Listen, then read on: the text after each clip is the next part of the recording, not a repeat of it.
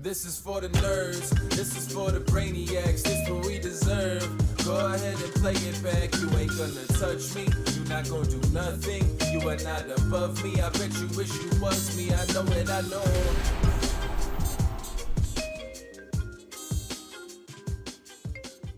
What's up, everybody? Welcome to another episode of the Only Friends podcast. Today, it's just the lone survivors. We did it, man. We beat COVID. We beat COVID. It's kind of actually like the Only Friend podcast, right? Because Yeah. I'm your only friend in this This situation. is true. Well, Guapo's here, but he's behind the scenes. Guapo actually still has COVID. You and I are the only two who somehow faded getting the COVID bug. Right. I managed to test negative 4 times despite the fact that I felt sick for about a week. So Yeah. maybe it's unreliable test. I don't know. Some sniffles here and there, but Either way, we're the strong ones, right? Like we are the ones who will propagate the future and be more resistant to the COVID bug. going to the gym after this. That's right. Strong man. One day at a time. One day at a time. One day at a time. Hey, if you work hard enough and you do a good enough job, maybe you too someday could be on a magazine cover that Doug Polk approves of. I would look for the approval of myself, man. I don't need it. I don't need any of this. That's not what we're here for. No. We are here for public recognition. Man, it really that is you're weird. a strong man. It is weird looking at you from like this angle versus either the angle from the other chair or my tapestry chair. Hey, congrats, like, buddy. I You're don't the know if co-pilot today. I don't know if I have to like move this chair a little bit. You can twist a little bit towards me if you like. Little twist. So yeah, you're the co-pilot today. You're along for this journey. It's going to be a fucking bumpy ride today. There's only one other there's no other option. I don't have a choice. I would have done this one myself if I had to. I think we got a lot on the plate today. Someone's got to take a stand. That's right. I'm here for it. You are the person that takes a lot of stands. I'm fucking exhausted. Man. I'm exhausted. I feel like I'm trying to just be a good person and, spread joy amongst all. And it's just shit flying from every angle. I feel like I'm in a monkey cage and just constantly getting pelted in the face with poo. Yeah. I remember one time we had a conversation where we talked about responding to like a tweet of some sort. And I was like, man, I just don't think I have it in me. And then like, you did it. And you're like, don't be like me, man. Yeah, just don't be me. Don't be me. Trying to have discourse on Twitter is like the epitome of a time suck. Yeah. Like I've definitely learned in the last year, my life is 1,000 times better if I only reply to tweets with GIFs. Yeah. You don't respond. You don't use words. You just use images and memes. Impossible to have a nuanced conversation. Yeah. Like I had a reasonable back and forth, I thought, today with Jen Jacobs, who we were kind of on the opposite sides. And even through what I considered to be reasonable discourse, I left the conversation frustrated. Yeah. Like it was clear we were talking past one another. Mm-hmm. And it's just like, this is not the medium. Right. 180 characters at a time. When you're like speed typing and then another reply comes in and then you have to reply to it, it's just, it's not built for that. It happens. What's even worse is like the discourse happens in public, like in the public arena. Yeah. So they're just onlookers, like waiting to pile on to one side or the other, which just, it makes it infinitely worse. And you're multi-tabling these things too. It's not like you're responding to one person. You're on the crusade, if you will. Well, the irony will be that like I'll be having discourse with her with regards to like why I'm a toxic masculine figure and how I can better use my platform, which, to some degree there will always be truth to that level. Like we can always improve. We're all very But then toxic. like on the other side of the spectrum, I'm like yelling at some troll who's trying to propagate Doug's stance that like bigger girls should never be on a magazine cover. And it's just like, I don't even know how I identify anymore. It's like, I think that like, these are both a waste of my fucking time at this point. Right. Where's the just having a reasonable opinion and being done with it? Like, okay, I have my stance. Here's my stance. Well, I think the problem is that we have microphones. Yeah. So it's like having a reasonable take is not enough because the problem, I think Ingram ran into this too. The problem with constantly towing the center line is that then you alienate both sides. Right. So you have to pick a lane. And then you have to extrapolate on the lane. Yeah. If you have a microphone. If you have only Twitter, like you use Twitter, but if you have a Twitter and this, it's like, okay, we have to talk about this and then extrapolate. Yeah. I think the problem is though, like even when you do choose a lane, there will just be some inconsistencies along the way. Yeah. We're just subject to our own biases. And those biases are going to rear their ugly heads in casual conversation from time to time again. And you're going to be heavily scrutinized by them. And that's fine. Like, wouldn't get on the mic if I wasn't ready for the this discourse, treatment, if you will. Yeah, for the discourse or to be scrutinized or to be examined under a microscope like that. Yeah. Where I struggle is like the difficulty in being held to a standard that feels unachievable. Right? Where it's like you watch your words so closely that you're bordering on censorship. Right. It's almost like you can't make a mistake, because if you make a mistake in one point out of like an essay, it's the gotcha moment and you're flawed everywhere else. That's what feels bad, is like when you're on the same side as someone and you feel like they're trying to gotcha you. Yeah. It's just like, okay, well, it's really hard not to get defensive now, because like I do that sometimes, man. I'm guilty of this. I mean, everybody is. I'm bad. I'm bad sometimes. I think everybody is. It's like when your overarching stance is one thing. Yeah. And then there are these tiny little nuanced points throughout that stance that may disalign in some way, shape, or form. And that's constantly being hammered down as like why your overarching stance is wrong. It's difficult, you know? Yeah. It's a tough line to toe of like making. It's hard to string a bunch of good sentences in a row, because at some point you're going to make a mistake. Well, we're also just like, we only know what we know. We don't know what we don't know. So like we're all ignorant to a fault. Yeah. And if you don't constantly reiterate the fact that like the words coming out of my mouth are only to a certain degree of confidence. Yeah. Like I think that's something that gets misconstrued a lot too. It's like I can say something confidently where in my head, I know that there's a varying spectrum of how confident I am that that's true, or how much truth there is to it, right? Like there's always a degree of confidence to it. It's not a 100%, I know this is to be true. But to the audience, they think it's 100%. Everything comes off as either 100% fact or 100% fiction.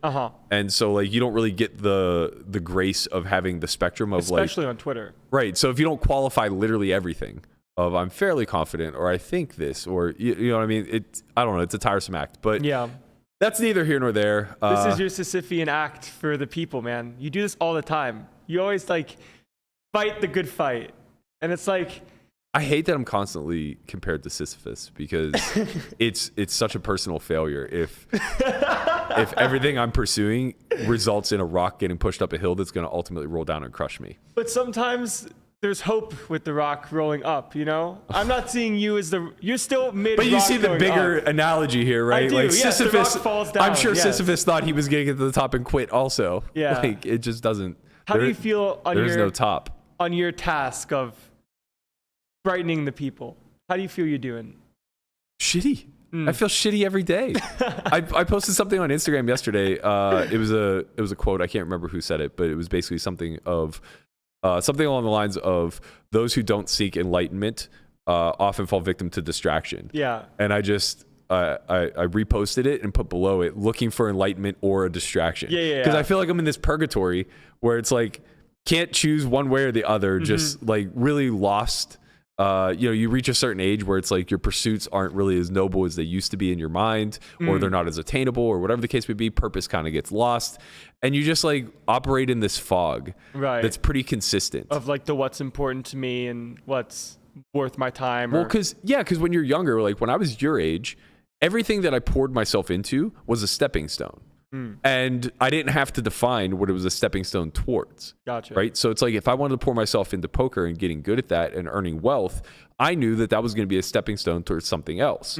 But as you get older, everything feels like a plateau. Right. And it's not. There's no more stones to step, so to speak. Well, there are, but your awareness of them is so muddled by your past experiences and how valuable time is and how little of it is left, and then B, how unimportant each of us are individually in the grand scale of things. So like the more that you get this nihilistic understanding of the world. Come on, man. You can't dull the people like that. Well, I mean, it's just like you lose a lot of romanticism as you get older. Yeah. You know, it's like I was pursuing baseball professionally for 15 years of my life, and I was a sub 0.1% likelihood of doing it. Yeah. But like those odds meant nothing to me then. Right? Like it was in the sense of you thought it was achievable, or in the sense that you enjoyed the journey of getting to that point? Like, did you think both? They were one and the same. You knew it was a low percent chance, but you didn't care? Low percent in my mind was like half the time I don't make it.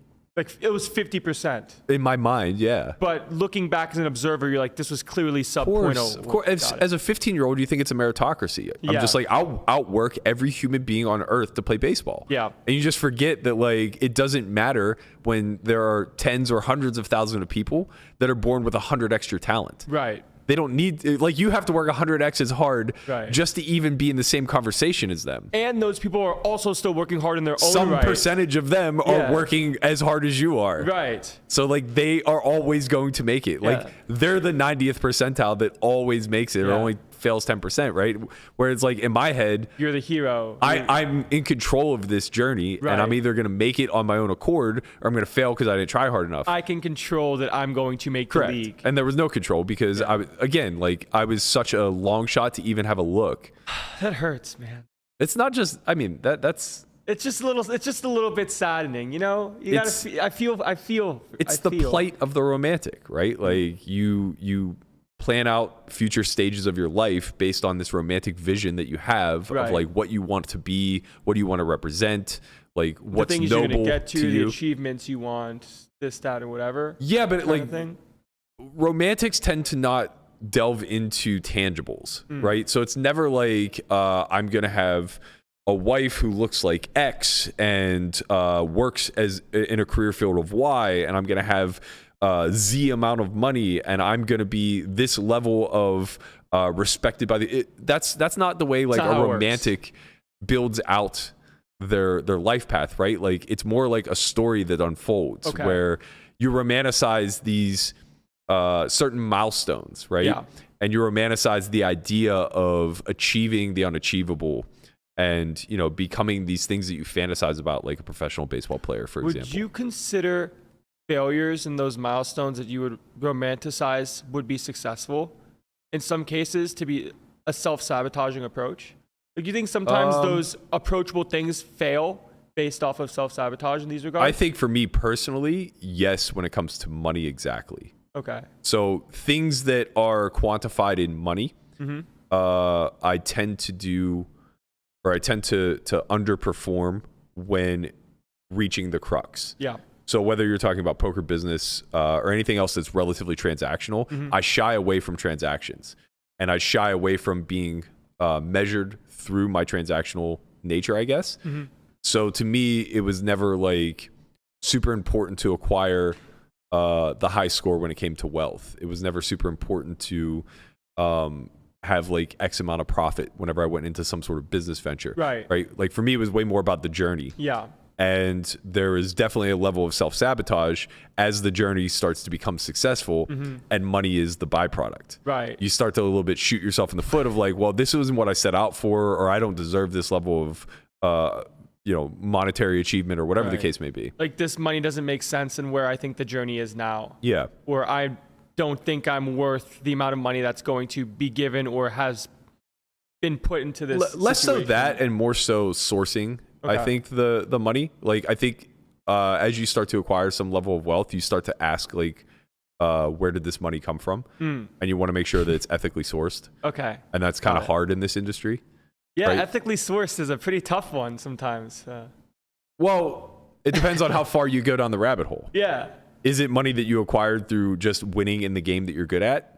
Stop there and you're fine. Of course. But if you start to go further of like, well, how impactful was it to the person that I beat the money out of? Oh. Or go I even see. further down the rabbit hole of like, well, that's a shady character that I beat a lot of money out of. Where do we think he sourced his money from? Right. And who has he taken advantage of or exploited along the way? And like, Right. how culpable am I now? And all. So like, yeah, there's a huge mind fuck You can there. kind of play the copium game there of like, oh, this guy did this, the money came from here. It's all okay. I don't think it's about copium. I think it's just about accepting the rules of the industry that we're in. Right? Yeah, it's kind of underworldy. Well, sort of, but not necessarily. It's just more so like when you sit down in a above bar environment, call it a casino. Okay.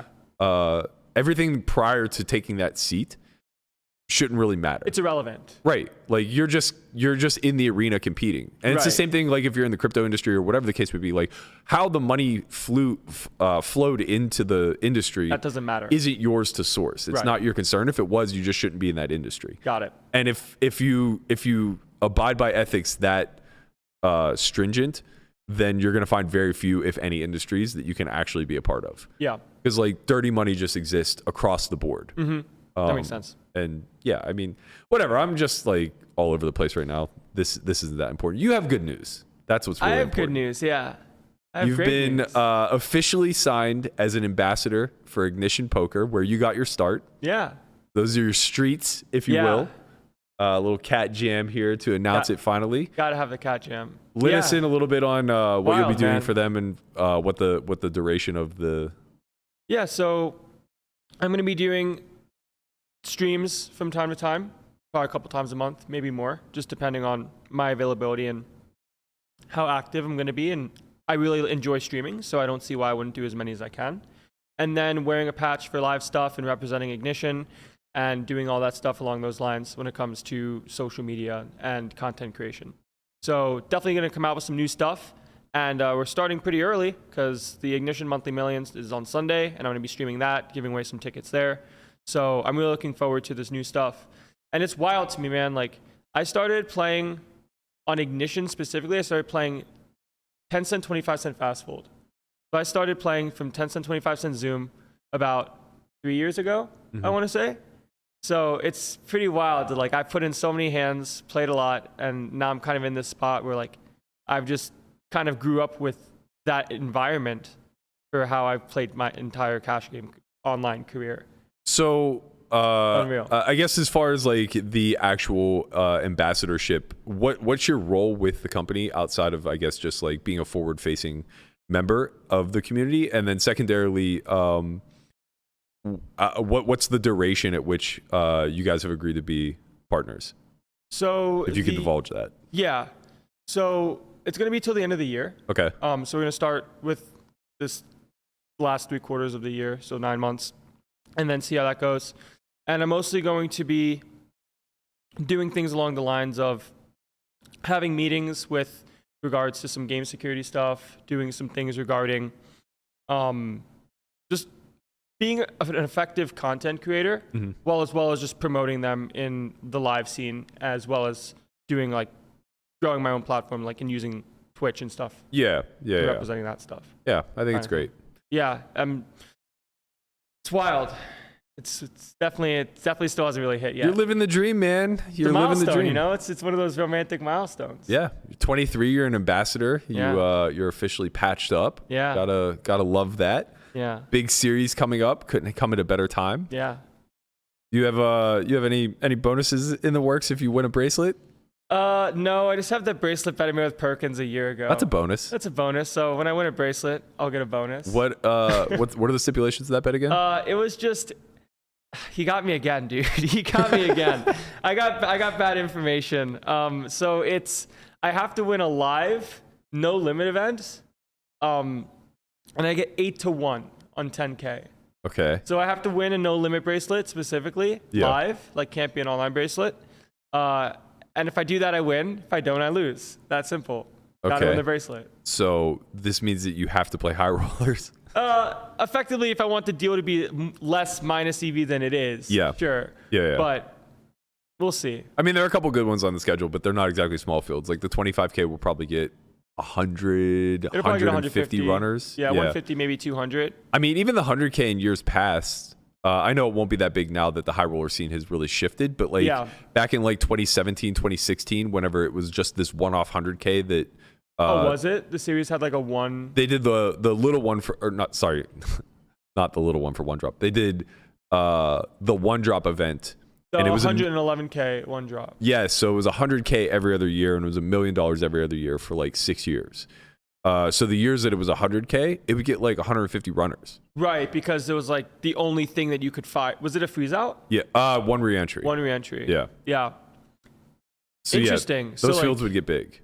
I see what you're saying now, because people were talking about the high roller community kind of getting bigger when it came to the exposure and buy-ins of like 25Ks and 50Ks and things that run consistently now. 100K isn't... But a smaller field is more correct. So concentrated. A 100K event isn't novel anymore, right? They just happen all the time. Every month there's a 100K somewhere. But it used to be. Right. It used to be a big deal. Yeah, and I Got also it. think like high rollers specifically, but tournament poker as a whole has probably gotten a little bit tougher. Yeah. So the recreationals aren't firing at those stakes any longer. Right. Even like the 10Ks have suffered a lot. Like the 10K 6 max was way, way, way down the past 4 or 5 World Series compared to, again, like the 2017, 2016 timeframe. Got it. I wasn't even in poker then. Wow, you missed the glory years, buddy. It's all right. You're fighting a good fight. Yeah. You're just going to... Our chat's been trolling for literally 15 minutes, basically saying that we both have syphilis. Oh, got it. Which is impossible, by the way. We are celibate human beings here at the Only Makes Friends one of podcast. Makes one of us. You check that Tinder though. Oh yeah, we got to get back on that. That'll be like a Friday special. Yeah. We also have a meetup game to announce. It's going to be Memorial Weekend, May 28th. We're partnering with MGM to host a 1-2 match stack game. This is actually going to come after the comedy show at The Space, I believe is the name of it, where Stapes will be headlining. One of the first shows that he's doing back, so we wanted to give him a lot of support. We're all going to go there, get drinks, have a good time, sit through a couple hours of comedy. We'll drink our ghost. Yeah, we'll bring some ghosts. Really we don't pound it drink, out. so. Got to get hopped up on that pre-workout. Yeah. But then after the comedy show, probably guessing around 9 or 10 p.m., we're going to head to MGM and we're going to do a meetup game, likely to be a drunken meetup game for the remainder of the night. So if you guys are in town, which I imagine almost everyone will be, it's the weekend before the World Series begins. Would love to see you. We'll be doing some fun giveaways. We'll bring merch, things like that. Maybe do some bomb pots. Just, splash around a little bit, have a good time. Yeah. Meet the people. Yeah. The only friends, if you will. Yeah. Yeah. Yeah. I haven't really gone and played much live poker in recent past, but I'm definitely looking forward to just kind of playing a little bit, having some fun, and I miss getting to play live a lot. You miss getting to play live a lot? Yeah, I mean, I haven't really put in a ton of volume since maybe I would say the majority of my volume was like pre-pandemic, like 2019, 18-ish was probably like the last I got to play close to 1,000 hours. That was before I came to Vegas. Yeah, right before. Yeah, so I only knew you through Twitter. Yeah, last year was good. Like I had a really good year last year, but I didn't play that many hours. I think I only played like 500 or 600 hours. Yeah, you kind of crushed on the Hustler. Yeah, that was a good win. that was probably like a quarter of my profits. Yeah. And then this year I'm just like not getting any volume in at all. Yeah. I think I've played like 100 hours so far, and that's including tournaments, which right. are fucking drain. So it's like I've played maybe 4 or 5 tournaments, 2 or 3 of which I made day 3s and beyond. Yeah, you had a deep run at 5 Diamond too at the end of last year. That was December. But yeah, I think I had COVID then too. Day 3 at the WPT. Very funny. I keep testing negative for COVID when these super spreader events happen. So during 5 Diamond, like 40 people tested positive. A lot of people got sick during 5 Diamond. It was like half the field of day 2. Yeah, and I had the sniffles the entire time. Like didn't feel that bad, but like very clearly felt like I had a cold. Right. Tested, I don't know, 5-6 times, negative every single time. Yeah. And same thing this time. It's like I feel like my symptoms have been a lot less than like Melissa, who's comatose, and Christian and Brian, who also don't feel well. Yeah, I mean, Conrad was dying for a couple days. Yeah, but like, even with that being said, it's like they all tested positive, and I've taken 4 tests now and negative, but I still have the sniffles. So it's like, I don't know, man. Your case of COVID is just called the sniffles. It's not even like COVID. It's just like Matt gets the sniffles. I mean, that's your sickness, is the sniffles. If that's the worst thing that happens to me, I feel like I'm doing it okay. Yeah. I can live with the sniffles. I am a little. You just sauna it out. I'm a little bitch when I have the sniffles, though. Just like cranky and whiny and ornery and like, ugh. Yeah, you went to the gym 2 out of 4 days. Yeah. Slacking. No, not this week. I'll get there every day. I'm back. I'm counting calories again. Oh, we'll save that conversation for later. Yeah. In the meantime. Yeah, but that's a good, yeah. In the meantime, I want to talk about Triton a little bit. We had, I don't know if controversy is the right word given the way that it was remedied, but we had a spot come up at the short deck final table. That's a good way to put it. Yeah. It was definitely a spot. It was definitely a spot. So Chris Brewer opened just a mix in of, short deck with two I'm a queens for intellectually 2/3 curious of his person who always stack, likes a new challenge. putting out 2 million It's way with more 1.1 stimulating million playing behind. the game and learning it, Folds to Rob Young And I'm on the also a button, person who's kinda last to learning act. doing more than like Is it button? studying. It's button. Ooh, So short- classic short deck. Button is the And then double also ante. just So he's last to increasing the act. They opportunities to squeeze play. the hand Especially together. somebody who lived in Vegas so much, Chris it's said like, basically oh, that he forgot that he wasn't all in. Saw the ace, saw the second ace, That's a good hand to see. and Rob verbally says, "I call," also thinking Brewer was all in. Brewer then exposes the queens and realizes he has 1 million or Look at 1.1 Chris's million face chips when he sees back. it's the second ace. It's just, Yeah. shit, here we go again. So right about now, he realizes that he actually has chips back, and he also realizes that ICM-wise, this is very, very meaningful, especially in short deck, a game where being short stack isn't that big of a not deal a bad because there's thing. so much volatility. Yeah. So ultimately, they call for a floor ruling. The floor kind of doesn't even make their way over before they settle it, and they decide to just run it out as is with all information being known by both players. Rob flops quads, makes the decision very easy. Does Rob know that Chris has queens? Yes. Okay. Yeah. So Rob flops quads. Chris ultimately just open mucks, as he should, and then goes on to win the whole fucking thing. Because Wild. why wouldn't he? Of course, that's what's going to happen in this scenario. Act of God. Right. So there was a lot of back and forth of like what should be done here. I think you kind of took a pretty hard stance that like you would have just busted yourself. Well, that was before kind of having the conversation of like, in that situation, you can't be the person that takes the loss there. Yeah. Like if someone makes a mistake, which is rather unfortunate, even though they both kind of thought they were all in, like he did say 2 million. So I can't keep taking these stances of falling on my sword and be like, you know what? My bad. Yeah, especially like in this instance, It's a massive spot. it's like, you it's just can't. tens of thousands in EV, You have if to just not play it hundreds as of is. thousands of EV. You got to play it. And also, Rob was very quick to acknowledge that it was his fault. Yeah. Now, Chris obviously does play a role in this, and truthfully, the only people or the only person who benefits is Chris. So everybody else is losing in this situation, not just Rob.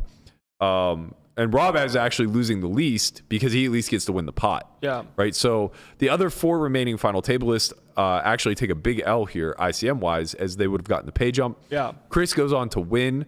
And he and Rob actually did something that I think is remarkable. Yeah. They basically were able to do some sort of ICM calculation based off of what would have happened had the cards not been They exposed. crunched some numbers. If you Yeah. will. And they made right by the remaining final tablists, paying them some sort of ICM difference compared to where they actually finished.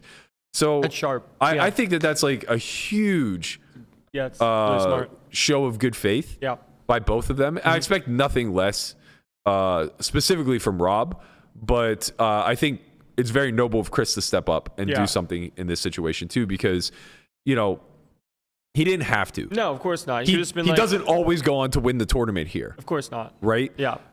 So the fact that like he did get the best case scenario and made right by those who were affected, I think is like, it really demonstrates to me why the high stakes community is It's a good place. yes, like overall it's a relatively good place. And Yeah. there are like people who come in and try to take advantage of it. Yeah. For those of you who are playing along at home on the Berkey catchphrase bingo card, bad actors, if you will. That's bad actors. B for bad actors Right, yeah. on the bingo card. Yes, it is open to some level of exploitation, but everybody does a really good job of self-policing, I think. Yeah. And everybody has a pretty high moral compass. Right. With the exception of those who are trying to profit through unscrupulous measures. Mm-hmm. Speaking of trying to profit through unscrupulous measures, Ali and Jake, Rock, Fader Cruz, Yeah. nowhere to be found in Triton. Yeah. Seems as though our inside sources are pretty sharp here, and that it's highly likely Triton has pulled the trigger and banned the RTA squad Yeah. from attending their events, Yeah. which is pretty massive. We kind of alluded to this whenever the initial accusations came out from Foxen, basically saying like if Ali has the gall to show his face at another Triton event, I imagine that Paul will have some choice words for him. Yeah. Took it to another step, eliminated him completely from the competition. Yeah. So this continues to set the bar higher and higher for other venues such as WSOP and PokerGo when it comes to running high roller events. Yeah, the snowball is growing. Right. I'll be curious to see if anything happens prior to the initial kickoff 100K bounty event at the WSOP. What an interesting tournament to start off with, huh? It really is. And 100K, 25K bounty. I think it's very attractive to recreationals. I think the idea that you can knock 4 people out and break even is How really many people are attractive. going to play? Good question. You don't really think about that when you only know it's 4 people. Also, is it re-entry?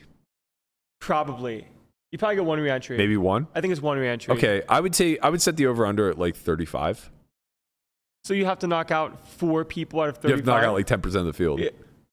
Yeah. Secret. That's secret. Shh. Yeah. Good tournament. Go, go, Great, go. great tournament. Yeah, Everybody mystery show bounty. up for the bounty. Woo, clap it up. But yeah, I think that on the surface is very attractive to recreationals.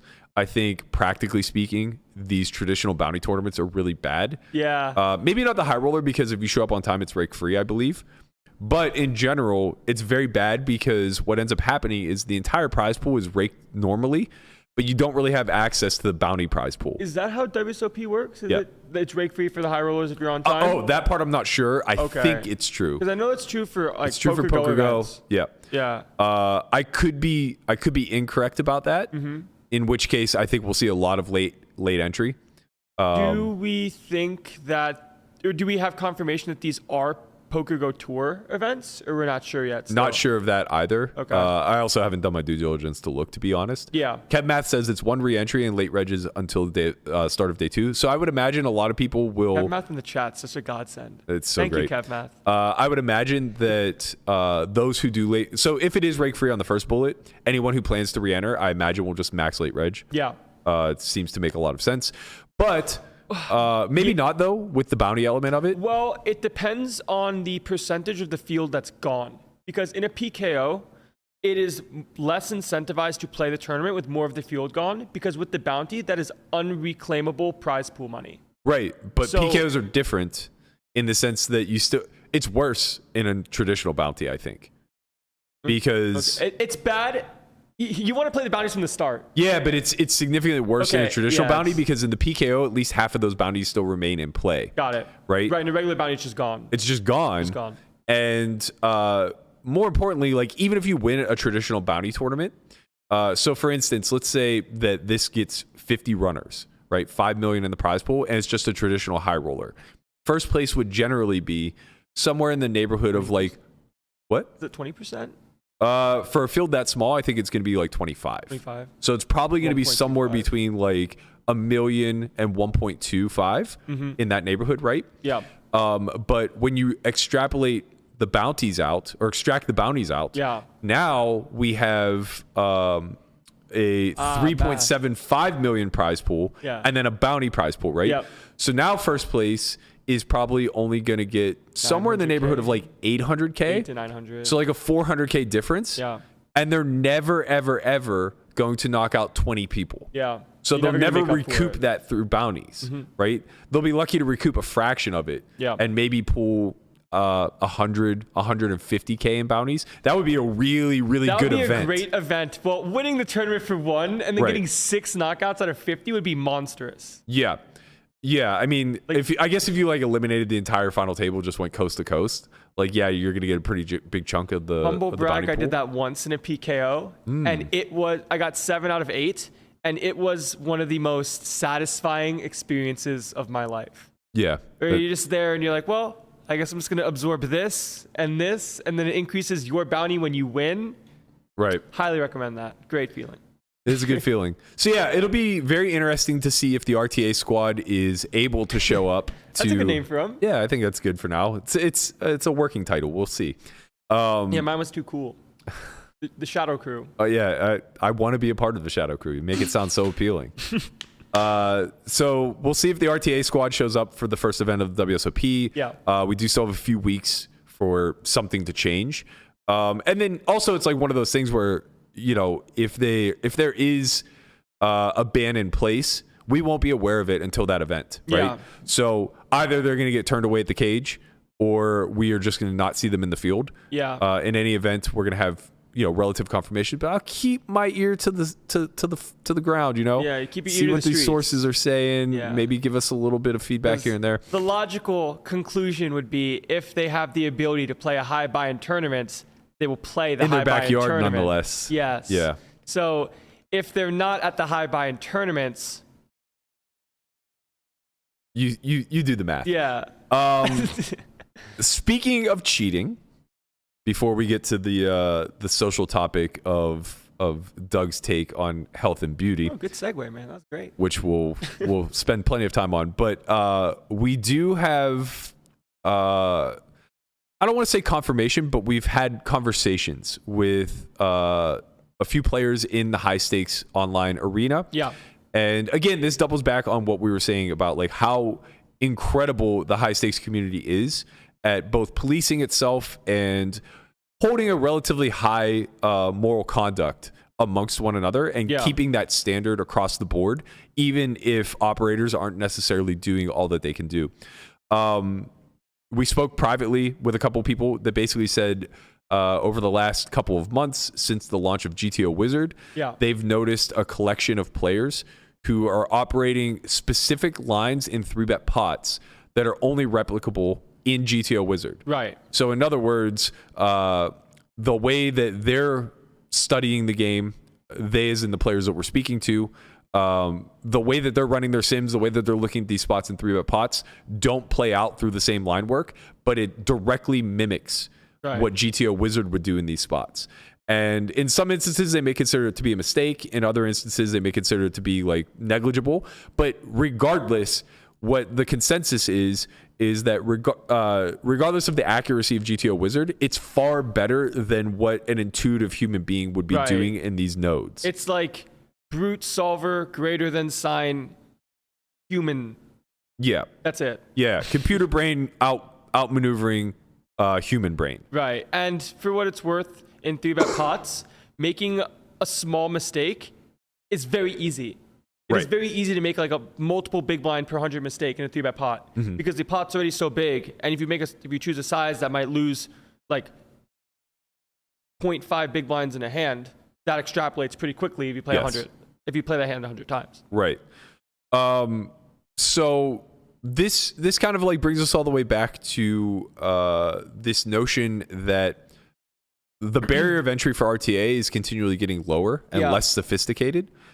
Sorry, not less sophisticated. It's getting more sophisticated, but The RTA is getting more sophisticated. The ease of access is getting easier. correct. So there's low sophistication in some of the RTA that's taking place. Right. And the biggest relevance to that is that it's making games tougher or creating winners out of otherwise losing players. Right. Or allowing players that would never play for said stakes to now play said stakes with the confidence of not making mistakes that Right. others in the pool that are humans are making. Correct. Inherently capitalizing and increasing your hourly. So yeah, so it basically restructures the hierarchy of like players that were breaking even / winning small before are now losing small or losing big because players that were otherwise losing now Right. the win rate leapfrog gets them. siphoned by the computer copiers where Yeah. all you have to do is know how poker works and have a mouse and have the site open Yeah. and then click some buttons. So this is relevant for a couple reasons in I guess like the current landscape. We know that GG has been openly diligent about fighting against this. We have a fair idea of like who makes up that list of 40 or 50 that have been banned. Yeah. That list seemingly has increased. I've also like heard from certain sources that, and this was something that I wasn't even aware of, but like Bryn is banned from GG as well, which makes so much sense. Right, because it's like Bryn's banned, his number one horse is banned in Sergio. Obviously, if he had a good relationship with them, we would either know why Sergio was banned, Sergey, Sergey rather. We would either know why, or it would have been reversed, Yeah. right? But at the end of the day, they both just got the ban hammer, which makes a hell of a lot more sense. So we know GG has a pretty strong policy on this. We saw that Stars followed suit by banning the same group of people from the EPTs. We see Triton now doing this as well. What we don't really hear from is the gray market in America. So ACR is still a site that there's very little feedback as far as like how well they're policing. Yeah. And from the sources that we were speaking to, they were saying that this is the biggest problem in ACR cache. Yeah. Basically, they presented this evidence to a myriad of sites, and most of them responded by banning the collective group that were being accused of using GTO Wizard in real time, with the exception of ACR. Yeah. So I think that that's important and something to take note of, because, you know, it is one of those sites that's constantly under fire as far as like botting, potential potential security risks such as cheating rings, collusion rings, whatever the case may be. And Call it then what you will. yeah, and then we don't know to what degree any sort of RTA is taking place. Yeah. Yeah. Tough. Streets are tough. It's definitely tough in the streets, but talking to the people that I was talking to around this stuff, are also very confident that the games are still very beatable. Yeah. And that it's not one of these apocalyptic wastelands yet where it's like no one's winning, it's the regs versus all versus themselves, and there's no more money to be made. Right. If anything, it's a complete opposite of they think that games are great and putting in volume has been better than ever. Yeah. And there are still bad actors that slowly do get removed, and removing them one at a time is the best way to do it. Well, there's no doubt that people definitely still think it's a profitable landscape to play in. I mean, Sunday grinds are as alive as they've ever been. Dude, yeah. I've really enjoyed sweating pads throughout Scoop right now, and like a lot of the big GG events. He crushes the content game on Instagram. He's even got his own chicken meme now. He's got the. I don't know what that means. He's like, well, you got the chicken where he goes like this, and do you not remember this? No, I don't. Bro, you missed it. Pads, I know you're watching. You saw it. It's a chicken wing for Pads. Okay. I'm just here for. I'll have to show it to you, but you'll see it. You'll see it. It's fine. I literally just watch for the come on for the boys, or come on the boys. Yep. Hashtag COTB. It's a very English. That is a very English British phrase. That and then YEH for yes. Oh, okay. Yeah. I haven't seen a lot of that. No, not from his content. Currently, the Mamacita has been the. That's the Pads. He sings Mamacita to the tune of Lion King's, like the opening of. Whatever the fuck they say. Got it. Now it's just Mamacita, and apparently just queens and tens have been like the hands of Scoop thus far. Yeah, we need to have a timeout counter of when he has the nuts. Yeah, I think he's currently at 2. I'll take the over. Yeah, he had the Queen 8 against European, and then he had the aces that he folded. Yes. In the GG spot. I remember both of those. I thought that there was a third one, but I could be wrong. The conspiracy is it might just be for content. It gets the clicks. It got me to show up, that's for sure. I just wanted to see what else he was going to misclick. And now you stay. He's doing great. That's right. I came across another content creator throwing up the Sunday sweat. We see Tim Riley here giving us a quick glimpse of his setup on a long Sunday. What is that? What is that? I don't know, man. What is it? I don't know. That's the thing. I don't know. But it looks like something. It does. I don't know what it is. Me neither. But it looks like something. That's all I'm going to say. It's clearly ACR on the left. Yeah. He's playing ACR. Yeah. I can see that part. What's on the laptop, man?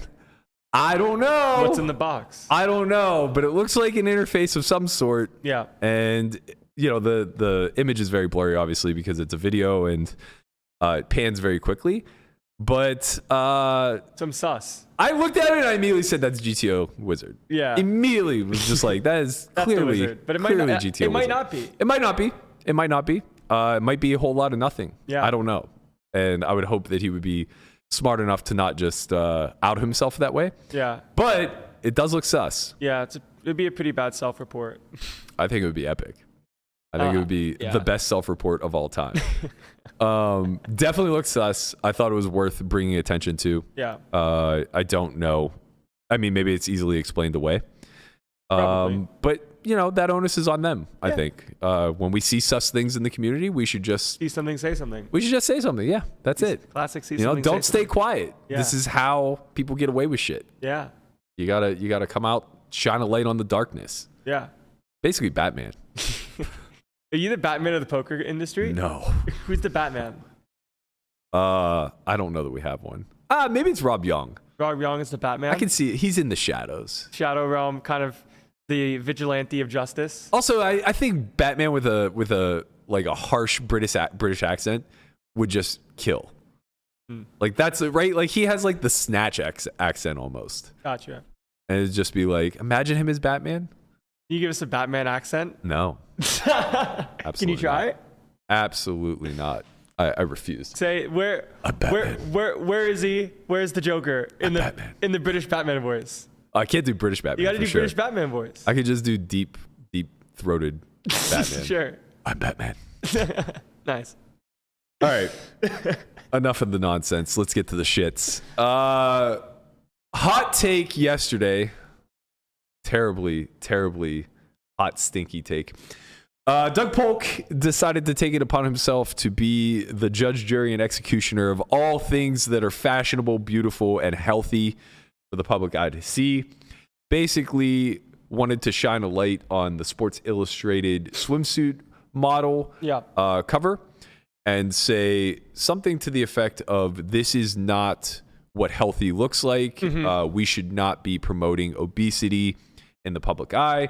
He then went on to say heart disease kills the most people in America every year. This is because our nation is externally fat. Extremely fat, but go on. Oh, sorry. You're good. Extremely fat. I see an incredible amount of, but when did obese mean unhealthy responses? You on average live a shorter life if you're obese. Normalizing this kills people. I think that take is reasonable, but it's also just like walking back his initial point. The final tweet was, I think there's a reasonably strong quote unquote, people should be happy with who they are argument for promoting feeling good about your body regardless of situation. The negative trade-off though is that sometimes you need pain to make the real important changes in your life. Now that's kind of a sentiment that personally I can get behind. I do believe that there's a lot of beauty in the struggle. I do believe that we as human beings are species, if you will. Yeah, we are meant to struggle and overcome, and we find a lot of beauty in the successes that are born out of struggle. Yeah. But he loses me a lot on the overarching sentiment. I don't think comparing the body type of a woman who is being glorified by a swimsuit magazine to somebody who is suffering or struggling with their weight is a fair one-to-one comparison. Yeah. He doesn't know anything about this woman. He has no idea if she has struggled in the past or currently with weight in any way, shape, or form. He has no idea if she's unhealthy. He has no idea if she's unhappy with the way she looks, and I would wager that she's not. Yeah. What if that, I mean, this is a for instance, I don't know anything about her either, but what if in that picture, she's actually 200 pounds lighter than she previously was? Should we celebrate her then? Yeah. Why does it matter? Right. Why would it make any sort of difference? Yeah. Whether she had gained 50 pounds or lost 200 or had just been this weight her entire life, what the fuck is the difference? Yeah. Right? What do we gain by spotlighting her body image as problematic in any way, shape, or form? Nothing really. Nothing.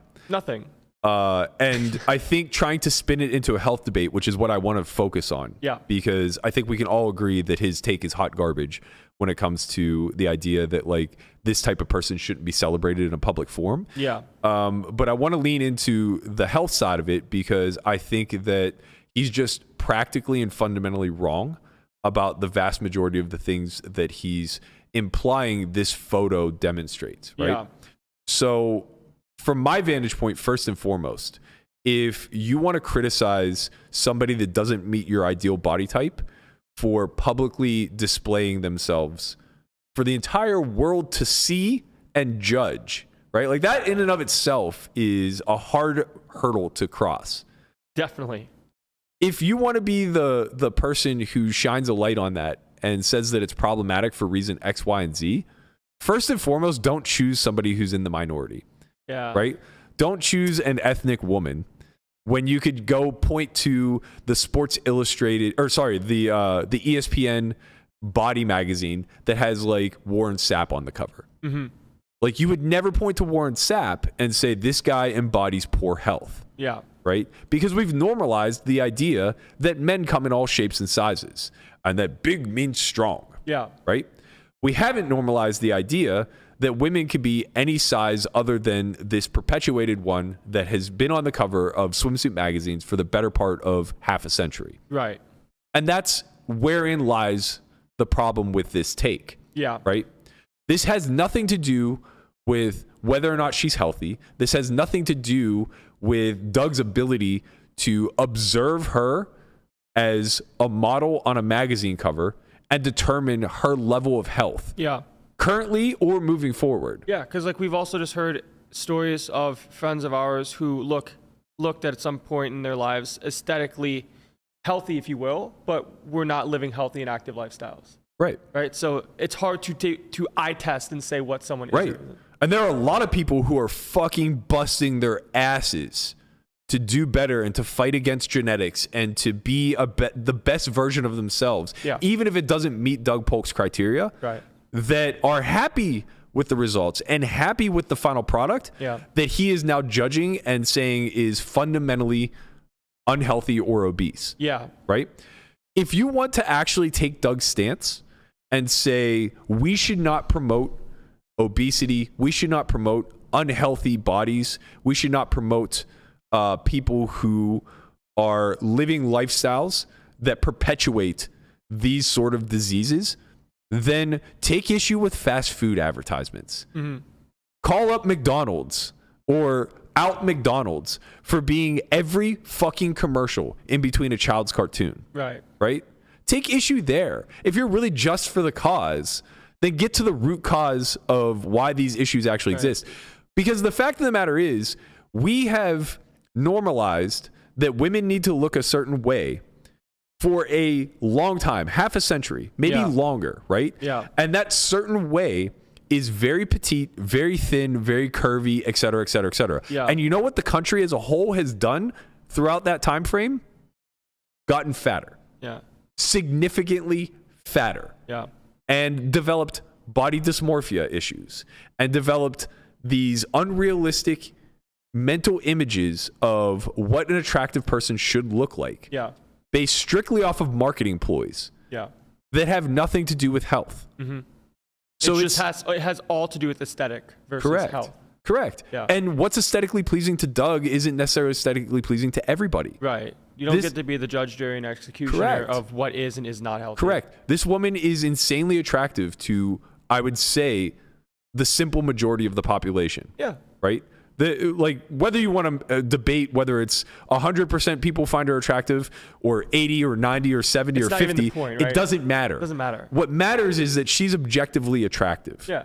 Period. Yeah. Sorry, that's not even what matters. Because if she wasn't objectively attractive, it still wouldn't be an incident where we could... objectively or inobjectively when it comes to aesthetics isn't the important part here. Right. If we're talking about health specifically. Right. Like what I'm... At the end of the day is... I guess that was kind of an aside of like you're also like barking up the wrong tree trying to like shame somebody who most people are just going to find attractive anyway. Yeah. But on top of that, like what really matters is that this is such an outward projection of, hey, I just discovered that you can pick up heavy things and eat a little bit better and not be obese. Yeah. So now I'm going to tell the whole world how easy it is to just be healthier and live a better lifestyle. Yeah. And it's like such a ridiculous fucking take. It is a ridiculous. Yeah. I mean, even for like myself, so to speak, when it comes to my health journey, like it's been tough, like, and not easy because some days like it's tough and there were days when I would imagine and like understand like the place that I wanted to be in and still feel that way now, where like I want to try to achieve this aesthetic that might not be achievable for myself. Right. And the only way I'll know if that's true or not is by actually putting in the work and trying. But it's not about judging the aesthetic of is this healthy or is this not? Because I want to get there in a healthy fashion. Like I don't want to starve myself and lose all of like my weight at one time in an unhealthy way because that's not actually healthy. Right. I'm actually not doing myself any favors in that regard. Right. Am I gonna look better? Yeah, I will, because like I've lost a lot of weight from where I became. But if I don't eat because I don't think I should eat and I feel hungry because I want to like lose weight or look a certain way, that starts becoming unhealthy. And I don't want to take that stance. Yeah. Like I just want to do the things that make sense to me. And if I'm hungry, I'm going to eat and eat the right things and do it that way. Yeah. But I'm not going to effectively like try to give myself a hard time with that. Right. I mean, I first started picking up weights when I was like 13 years old. Yeah, not me. And it was initially it was because I was chubby, right? Like I was fat Matt at that age. And I wasn't. You weren't even fat, though. Right. No, of course not. But like everything's amplified at that age. And it rhymed. Yeah. But when you're young, everything's amplified. So it's like I literally was a normal weight. But I wasn't as athletic looking as I wanted to be. Right. I wasn't in the shape that I wanted to be, and I wasn't a reflection of what I was striving for, which was to be a professional athlete, right? Right. So I wanted to get in the gym. Like you didn't embody what you thought a professional athlete embodied. Correct. Yes. So I wanted to start the work. I wanted to start the process, but I didn't do it smartly because I was 12, 13 years old and the internet wasn't really a thing and I didn't have a lot of resources. What'd you do? I just showed up. Right. So I would just keep showing up and I would go to the gym and I lifted like shit and I did bench and biceps every single day for like the first year.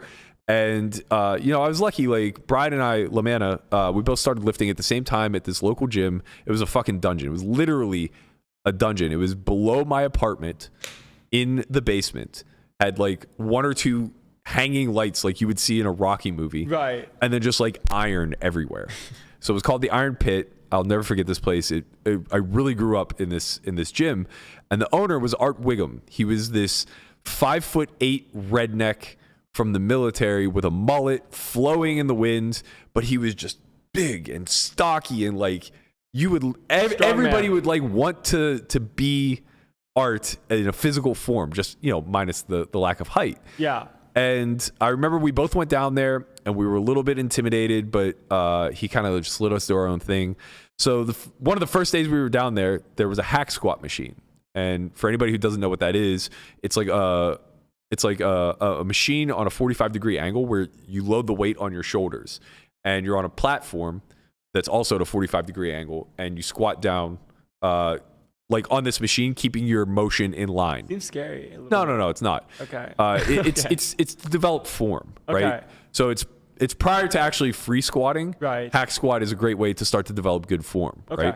And get your squat patterns down. Is it like using a Smith machine for bench? To some degree, yes. It's not exactly The one-to-one Smith machine, correlation. if you were to use it for a squat, doesn't do anything to all it does is keep the bar level on your shoulders, right? So imagine a Smith machine where you're actually rigidly your back is against something, Right. keeping you in place the entire time. Like it basically allows you to have good form. Correct.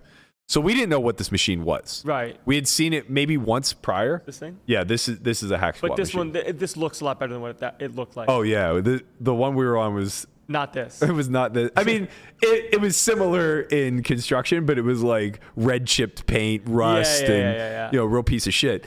But we had form. maybe seen one before, like in our gym that Yeah. we had never used. So we go down there and we see it.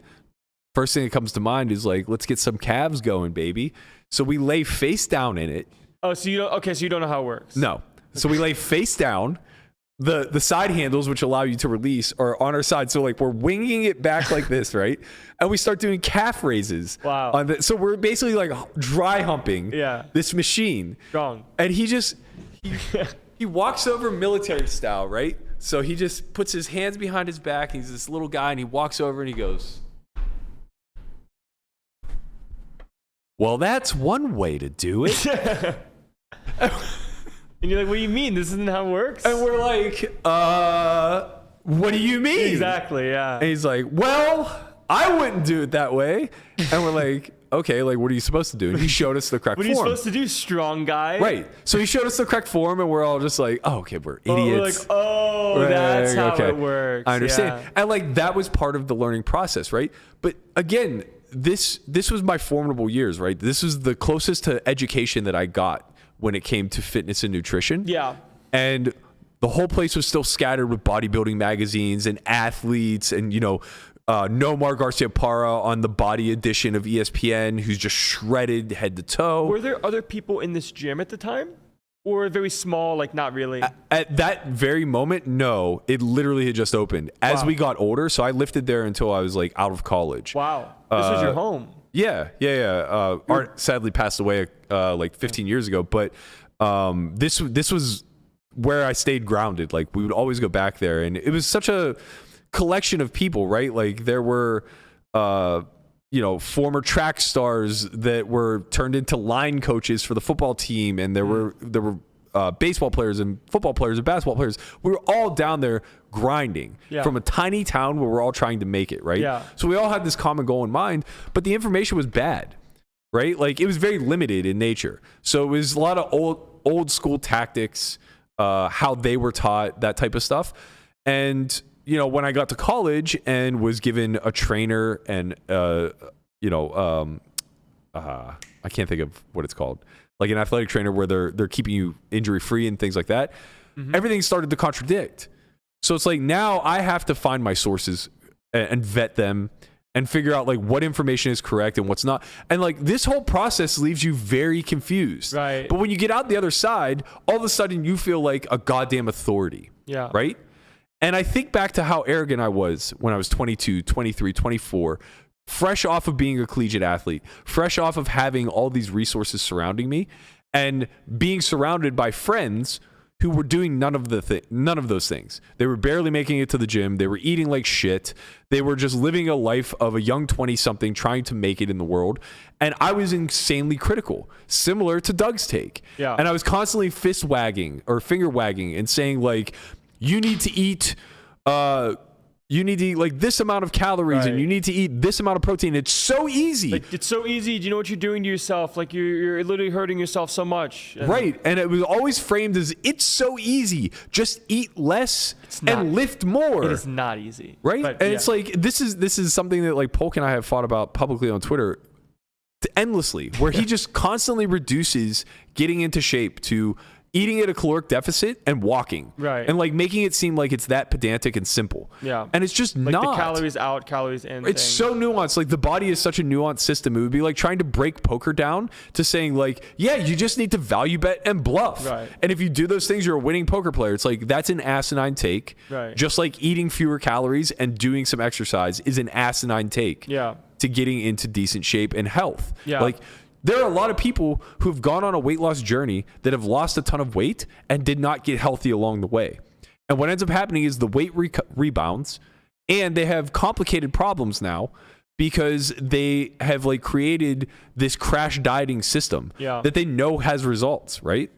So like, I just think about how irresponsible it is to go out and not only shame somebody who's publicly putting themselves out there, but to do so in a way that sounds holier than thou, where you say, listen, you're part of the problem. Right. And I'm the solution. Or I have a solution. Right. That is effective and should be taken extremely seriously as the code of law. Correct. And it's like, if you really want to try to aid in the problem of obesity, educate. Yeah. Don't talk down to people. Don't use people as examples of what's wrong with society today, right?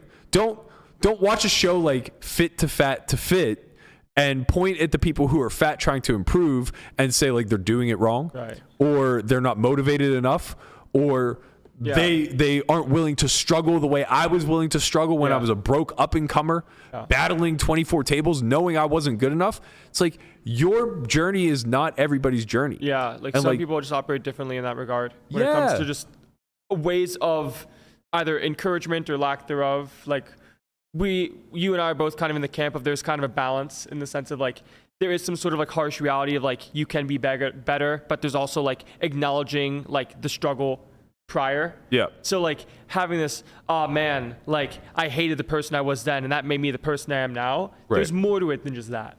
Yeah. Yeah. And on top of that, like emotions and psychology are very fragile. Yeah. And they're a big part of this recipe. And it's also not being considered whenever using a platform to publicly display somebody's insecurities in a situation where they've propped themselves up to feel secure about the thing that you're attacking. Yeah. Right? Like, I just think all of this is a very poor way of trying to message that America needs to do a better job of getting in better health. Yeah. It's like, first of all, sure, but that's an aside. And secondly, who cares? Man, calling it easy is so wrong. Like, especially when it comes to like the lack of resources that the vast majority of the population have, as well as time in the day. It's just dismissive. Yeah. It's just so dismissive. Oh, it's so easy. Just go to the gym. No, but it's just so dismissive of how complicated the system is. So hard, dude. What's hard is understanding that the process of being healthy and getting healthy is not as simple as saying like, okay, I want to lose X amount of pounds, and when that occurs, I'm now healthy. Right. That's not it. Because like, of course, if your goal is to lose 50 pounds, eating at a caloric deficit and walking every fucking day will get you there. Yeah. But you won't sustain it, and you won't have gotten healthy along the way. Yeah. It's a full-blown lifestyle change. Yeah. And on top of that, it requires very significant education of how the body and all the systems within work in cooperation with regard to storing fat, burning fat, utilizing caloric energy in a way that allows us to be efficient as opposed to kind of battling against it. Yeah. Where hunger stems from, the emotions around hunger, the psychology around hunger, and then the physiology around hunger, right? It's a programmed mechanism in our brain, but it's largely controlled by hormones. It's a lot more than just it's not as simple as just eat less. Yeah, you can't just eat less. Right. Like, yeah, you'll lose weight, but it's not the goal. Right, and it's also not as simple as don't eat shit food either. Yeah. It's like, that's something that I've probably been screaming from the rooftops since I was a kid, growing up on shit food. It's I know what it's like to live off of that trash, and it's fucking awful. Yeah. But it's not that simple of a message, because in our country, the reason why, if we want to get to root cause analysis, the reason why we're obese across the board is because of availability. Mm-hmm. We have the most powerful food industry in the entire fucking world. Mm-hmm. And the vast majority of it is profiting off of garbage. Very, very, very tiny niche subset of the food industry is interested in health and nutrition.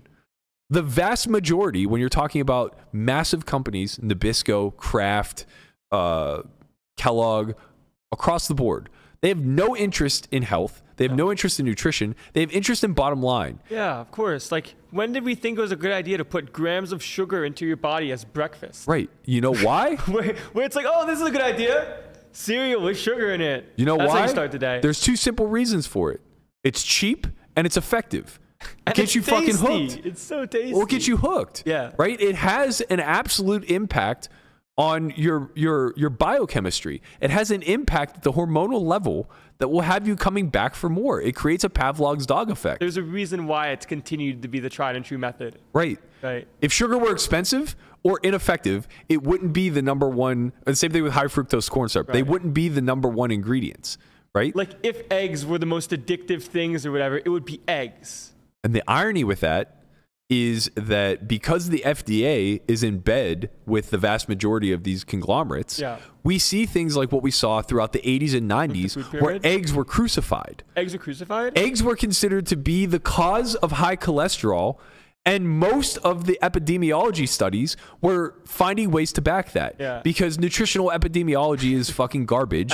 You can never control for the variables. Yeah. Like, they're just largely trash. Yeah. So it's really easy to create a study and manipulate it in any way, shape, or form that you see fit. So for the better part of 2 decades, we were led to believe that like consuming cholesterol led to high cholesterol. And if you eat good foods like eggs and butter and meat, you're going to fucking die. Yeah. So go have a Nabisco waffle and have a side of syrup and, you know, a glass of orange juice and call that breakfast. Yeah. I remember seeing something on Twitter where like it was the nutrition facts of an ostrich egg.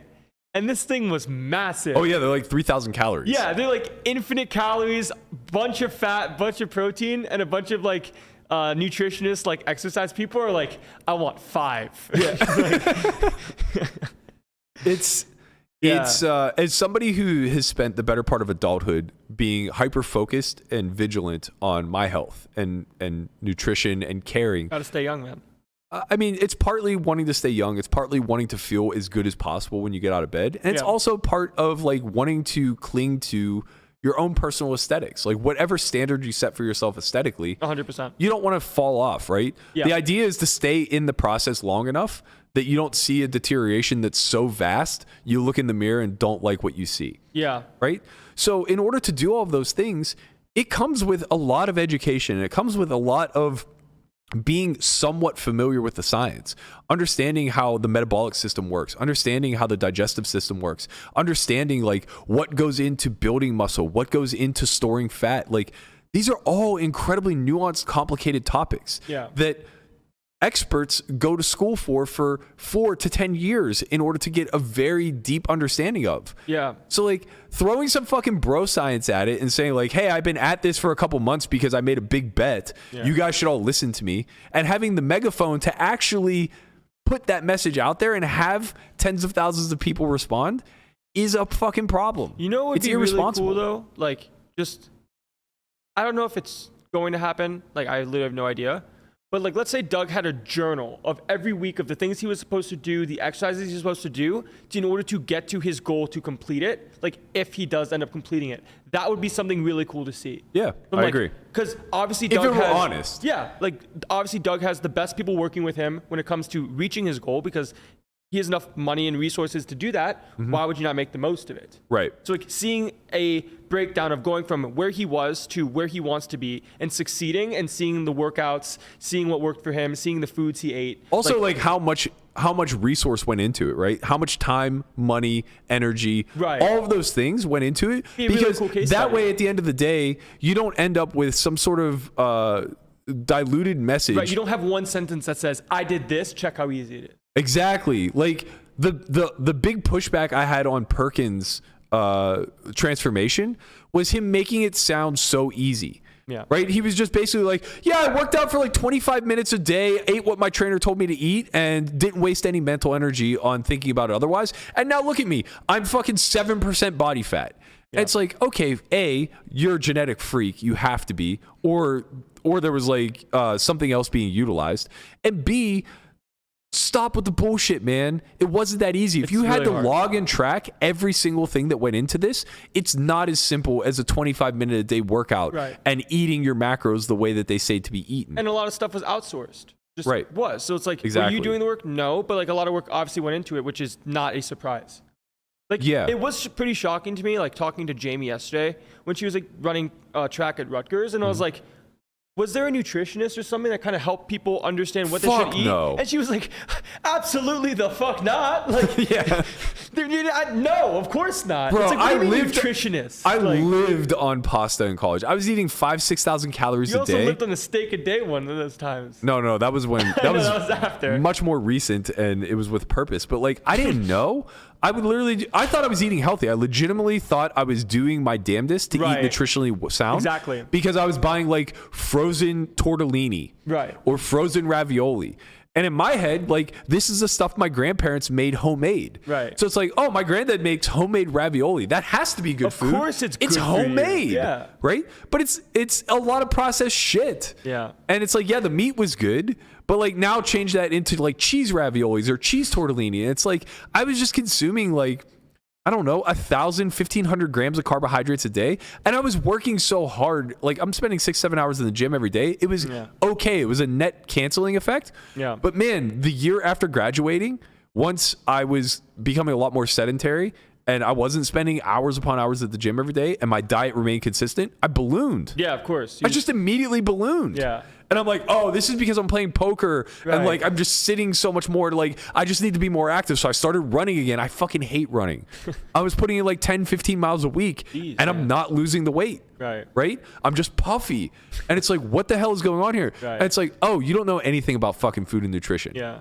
But you thought you did because you were an athlete. And those who around you who are supposed to know more just kind of checked off that this is okay. I remember reading, I didn't finish the book, but I got like halfway through enough to see from James Clear's Atomic Habits, where it started from, there's a point that was made where you change your identity as to who you want to be. Yeah. And then when you change from I want to lose X weight to this to I want to be someone with a healthy, active lifestyle, that's when the changes start happening. Right. Because that's what happened to me.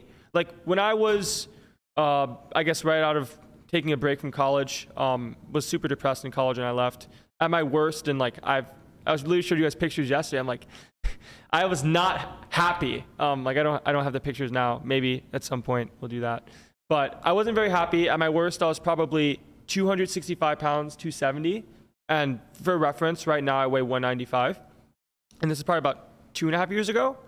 But I remember I first started with a goal of like, I want to go from this weight to 240, 230 or whatever. And then I sort of realized like, I don't want to do that. What I want to do is live an active and healthy lifestyle and change my lifestyle based around that. And it made it so much easier to attach to the goal. Right. And that's where I'm at now, where it's like, we've talked about this. If I were to go on a DEXA scan, I would still be considered obese based off of like the body fat that I still have. Yeah. It's like, am I like, do I look fat? Like, of course not. I'm just soft. Right. For all things considered. Right. So my steps from going to the gyms probably since like religiously since like October to now, roughly like 5 days a week, is I want to get to the best possible form of myself that I can get to for myself in that active lifestyle way. Not what's the idea I want to make this goal of being 180 pounds and 5% body fat. Right. It's the idea of process-oriented thinking, I guess, over goal-oriented. Right. So yeah, whenever you put the process above all, what you understand is that there's no end. Yeah. You're not trying to develop something that reaches a milestone and then says, I've done it. And you also don't want, like, you don't want there to be. Correct. It's like, okay, what do I do today to win the day, right? And for my example for today is go to the gym after the podcast, eat healthy, do that kind of stuff, and then repeat that tomorrow. Yeah. It's not like, oh, here's my final goal and I'm done. Right. And I think that like this applies to poker. It applies to anything that you want to kind of master in life. Yeah. What you'll start to understand or what you'll start to recognize is that you'll shock yourself in the things that you're capable of. Yeah. Because I think the vast majority of people don't ever start. Referring to the conversation we were having with Jamie yesterday, there was a point where we were kind of talking about the idea of what is idolized and how we were saying from like a male point of view, it's very easy for us to see a spectrum of bodies and recognize that they all have their own utilitarian aspect to them, right? So like whether you're looking at an actor who is maybe more of an average body type to an athlete who is just built like a machine to like a model who's more of like the skinny lean, there's a body type for kind of everybody. Right. You can sort of mix and match. And as you're going through your process, you can kind of like mix and match where you're at and what the next obtainable body type is that you would desire. But for women, it's never been that way, right? And there's just like this kind of ideal that you're fitting into the curvy but not too voluptuous. Mold, and like a Kim K kind of breaks that mold a little bit, but she also goes out and gets like a fake ass implant and like creates these other weird standards that women feel like they have to abide by. So like there are all these weird beauty standards that get like thrust upon women that men don't have to deal with. And because of that, our process becomes a lot simpler. We're a lot more encouraged to try. Because any improvement is so quickly recognized and celebrated that we're encouraged the whole way along the way. But like what I was saying to Jamie is the worst part of Doug's take is that it further perpetuates this idea of don't even try, because there are going to be plenty of women who look at that cover model and say, I aspire to be her, right? Right. And someone like Doug comes in and shits on that image and says, this is not what we aspire to see. Now that woman says, what's the point? Right. Because if you're asking me to get from where I'm at now to Victoria's Secret model, I can't do it. Yeah. It's too far out of reach. Just like if you ask me to get to Arnold Schwarzenegger, like that's out of fucking reach. He's a genetic marvel. Like, why even go to the gym if I can't look like that? Exactly. And it's like when you start to perpetuate this idea of unrealistic goal obtainment, you prevent people from ever trying. And now you just perpetuate the cycle of unhealthiness that your message is trying to actually fight against. Right.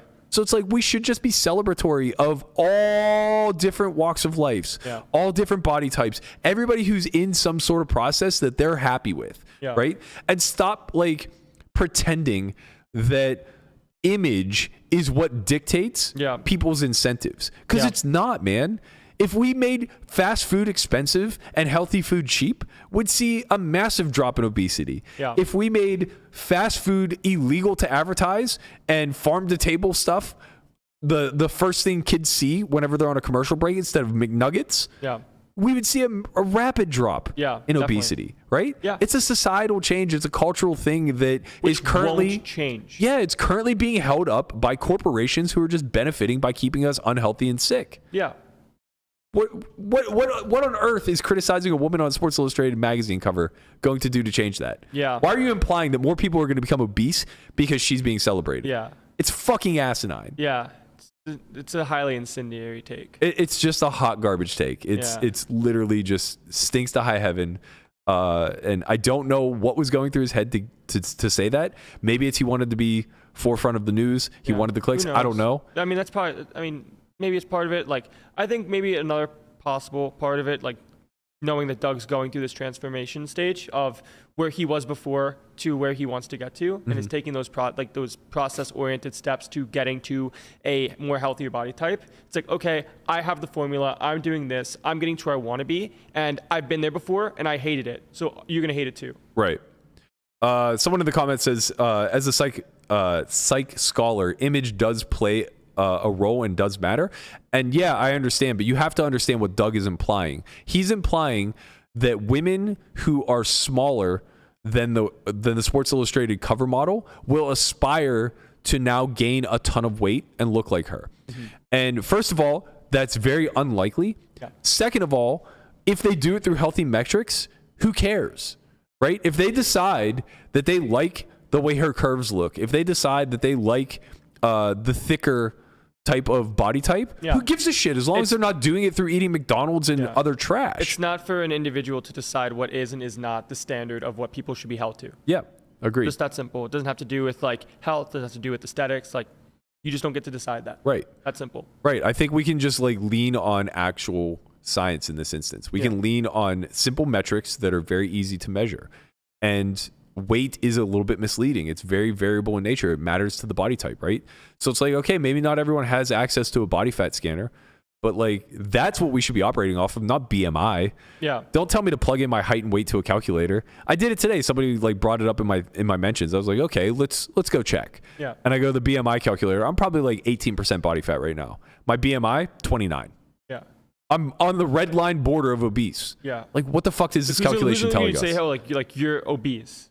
Right? As you go to the gym 5 times a week. It's also just like such a for years. It's such a Looney Tune take, man. It's like when we're talking about measuring health, you're talking about your mental health, your physical health, your cardiac health, right? Like the health of your blood, the health of your organs. All of these things encompass health, right? Yeah.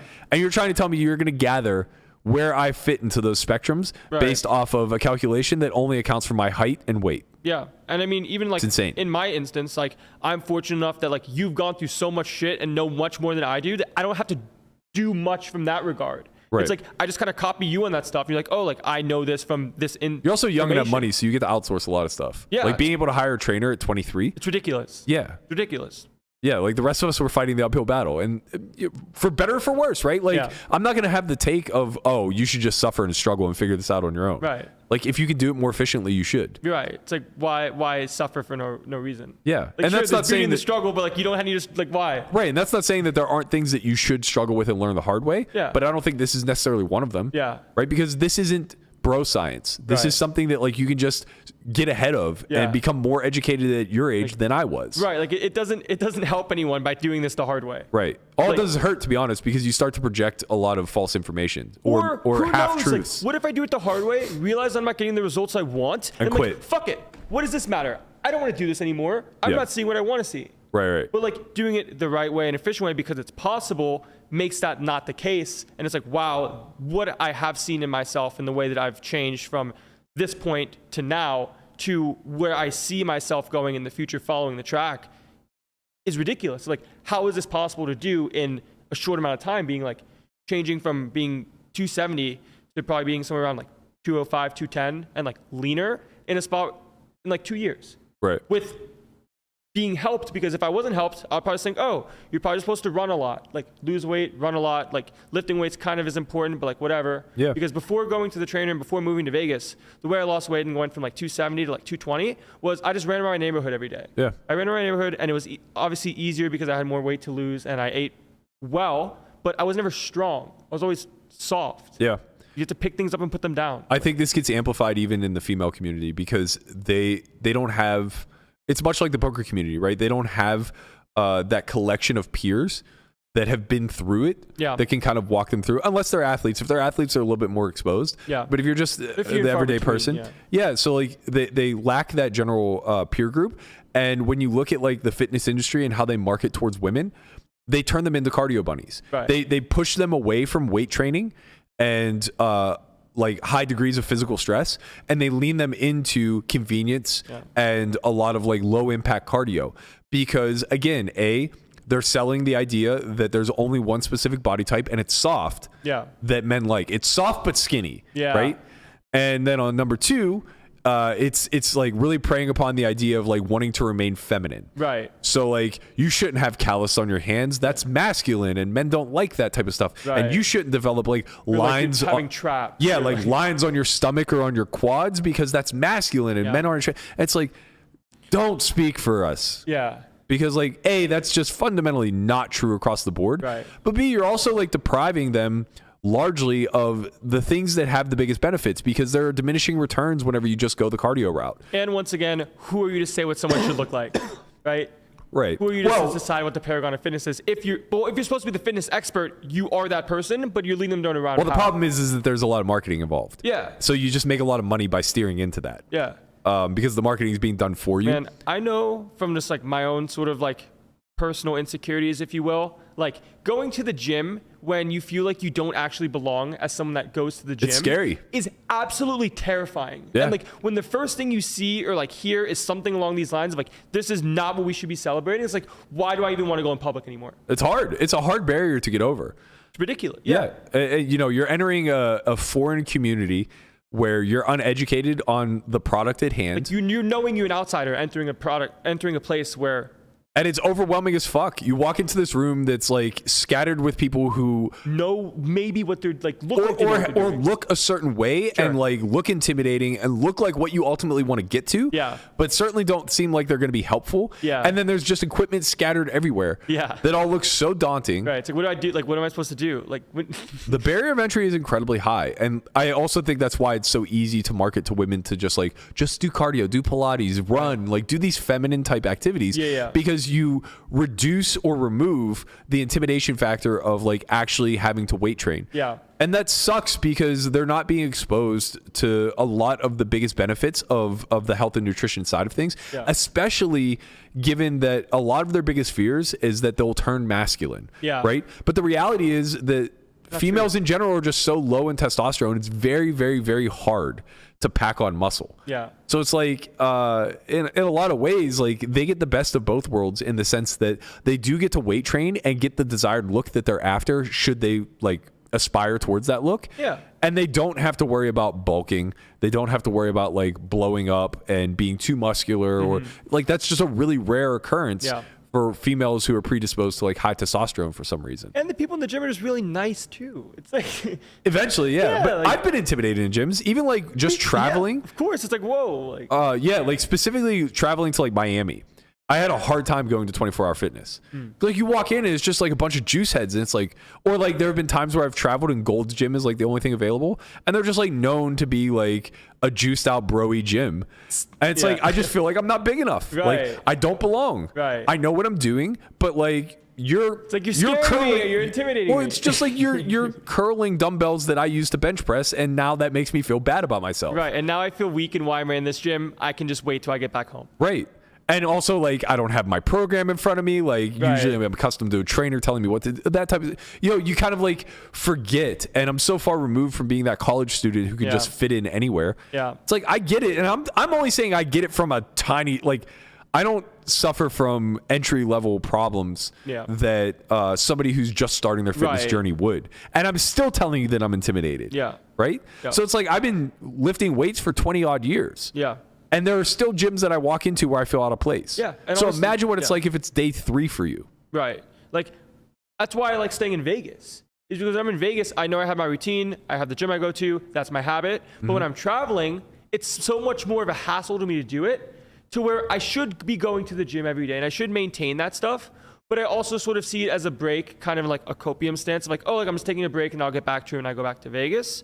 But it's scary because you're out of place, you're out of element, you have to create your own thing. And it's like, well, I can just take this time off, call it a vacation, and then go back. Yeah. Because it's easier to get out of the habit. But once I'm back here, it's like, oh, right back to where I left off. Yeah.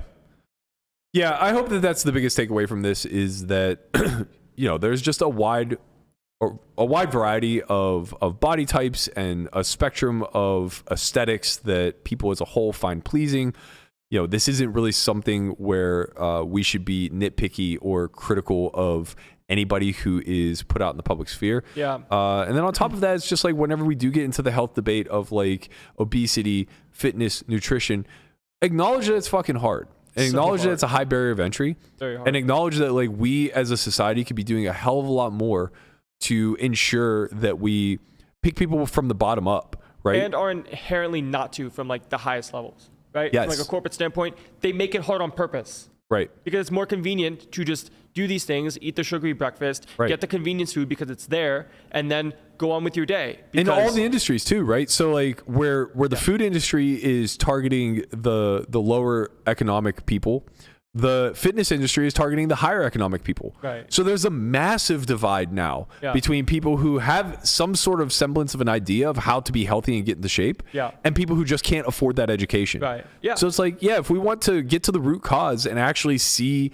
a change in the obesity numbers in the United States, it really all starts at a socioeconomic level, right? We need to figure out a way to educate and give resources to the poor and help elevate them from the bottom up. Like if I'm gonna be absolutely honest, there is absolutely no shot that I care as much about fitness as I do now being in Vegas and having, I guess, more affluence than if I was still grinding in my room playing micros in Florida. Yeah, for sure. There's just no chance because I don't have the time, I don't have the resources, I don't have the money.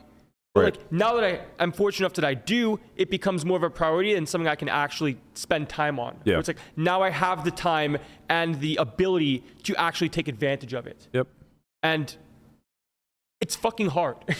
It's still hard. It's still hard. I don't even mean from like where I'm at now, because like I mean it's just hard to be involved in it in the first place, especially if it's something that you're getting into in your later stages of life. Right? Not even like if you're a high school athlete, or obviously it's easier because you've done things regarding that as a sport. But if you're, call it mid-20s and you just want to start going to the gym for the first time and like you would consider yourself an overweight person, it's fucking hard. Yeah. It's difficult. Yeah.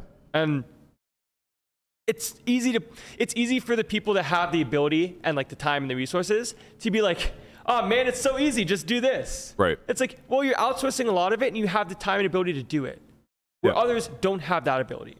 Just that simple. Or the knowledge. Yeah. I'm going to harp on the fact that I think it still boils down to knowledge. Like even knowing how to properly outsource and what resources to acquire is a big barrier to overcome. Right, because there's also a lot of people that have a bunch of money, kind of just chuck money at things and they're like, oh, I should do this and I'm not getting the results I want. They want results. They just want immediate fixes to the problem. That's the goal versus the process. Yeah. So it's like my goal is to get to this and whatever. point. Like those people aren't that important because it's a small subset of wealthy people who like choose to waste money. Yeah. It's more so the people who fall into the medium to the bottom that don't have a lot of money to spend, that aren't certain or aren't pointing in the right direction for what resources to acquire, and then they waste. Yeah. And that in and of itself will stop the process before it ever starts. Yeah. It's very easy to stop the health train before it even gets started. Yeah. Especially in the US. Yeah. And I mean, the last point I'm going to make is I do think that there is a certain level of like false bravado with people who celebrate and take pride in the idea of overconsumption. So this is something that, I've spoken about on past episodes and I'll continue to harp on, like the idea that we celebrate food and eating and meals and things like that, I think is okay within the realm of social normalcy. But I think it's very bad in the sense of you eat too much food or you're eating for pleasure. You're eating gluttonous. Okay, like you're eating in excess. Not just in excess, but you're eating like high caloric food that's trash, right? Like though it would never bother me if we celebrated food in such a way where it was like socially we should all gather for a meal and eat these nutritious things. And it's a healthy meal. Yeah, kind of, like that would never bother me. Right. What bothers me is the people who like show up to a party with 5 cakes and are like standing around cheering and while like, people. It's party time. Right, like they take pride in the fact that like people are eating their cake and like smashing their face with sugar and stuff like that. It's like that to me is problematic because you're just celebrating the gluttony. You're kind of peddling the drug, if you will. You're like leaning into it. Not just leaning into it, but like taking pride in it, right? And oftentimes these people are obese themselves. And like what they're trying to do is basically find unity in a level platform where everybody is kind of the same, right? Like, it's like we all like sugar, right? It's like we're all in this together of this ceremony of enjoying food that is not healthy and knowing it's not healthy. Right, but collectively, when the group walks away from the cake and then makes better decisions down the line, that person's now back on an island feeling pretty shitty about poor choices that they make. So it's like, I guess what I'm ultimately trying to say is that maybe giving Doug some benefit of the doubt is that he recognizes that there is a tiny subset of obese people who try to normalize it in such a way that makes it okay to actively choose to be obese. Yeah, that definitely exists. Sure, but it's so small and so unimportant to the greater conversation that I don't even think it's like anything worth mentioning. It's like if the bullseye of the conversation is like, we are not the ones to judge when it comes to health and that's certain than the other, that point is like all the way over to the side, missing the dartboard. Yeah. Like no doubles, no triples. You're just off the board. Yeah, it's like, okay, yeah, this exists a tiny little bit, and like if you really stick to this point, you'll capture the attention of a small amount of people. Well, it just instantly triggers people, right? Kind of. I mean, I don't know. Like the post was triggering to the general populace because the natural response is just, who the fuck are you? Which is fair. Right. But that's that's the shock value of the post. Right. Right. It's not about the messaging. It's not about anything. It's just about like, who the fuck are you to say that this woman shouldn't be celebrated? Which also doesn't provide actual solutions to the problem. It also doesn't identify any problems either. No. So everything he says thereafter that basically says like obesity is a problem and heart disease kills and yada, yada, yada. It's like, okay, but none of this has anything to do with the fact that like you just pointed out one single person and said they're too fat to be on a cover. It's tripling down on the thing that's off the dartboard. Yes, exactly. Yeah. Which is 0 points, by the way. 0 points. All right. Anyways, the gym closes at 5 today, man. Yeah, we got to get out of here. Yeah. That's going to wrap it for this COVID-free podcast. Tomorrow, we're going to try to bring everybody out of quarantine, rally the troops, have a meaningful discussion on something that doesn't have anything to do with the Sports Illustrated swimsuit cover. Yeah, what are we going to talk about? We may do high stakes poker tomorrow. Yes. If we don't do it tomorrow, we'll do it Thursday. But we can do the high stakes duel as well. Oh yeah, that's going to happen today, it's right? It's happening today. Yeah, it's Scott versus Phil Hellmuth. I'm just here for the shit talk, man. Oh yeah. So yeah, over the next couple of days, we'll probably cover a couple things on Poker Go. I'm going to be playing live at the bike again on Friday, so I won't be here for the Friday show, but there's a chance that the team may still be able to put one together. In any event, we appreciate you guys for watching. Sorry for the extended break. We're happy to be back. Everybody's healthy again and ready to rock. We'll see you guys all tomorrow, same time, same channel.